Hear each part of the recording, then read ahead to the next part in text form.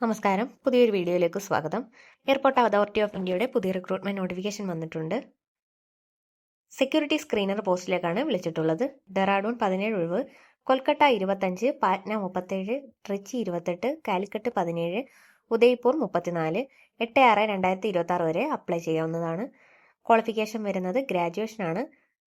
General OBC EWS കാൻഡിഡേറ്റ്സിന് 60% മാർക്കും SC/ST കാൻഡിഡേറ്റ്സിന് 55% മാർക്കും വേണം. ഏജ് ലിമിറ്റ് മാക്സിമം വരുന്നത് 27 വയസ്സ് വരെയാണ്.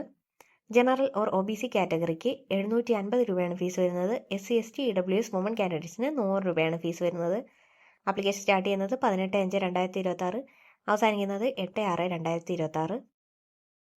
www.aaiclass.aero.com വഴിയാണ് അപ്ലൈ ചെയ്യേണ്ടത്.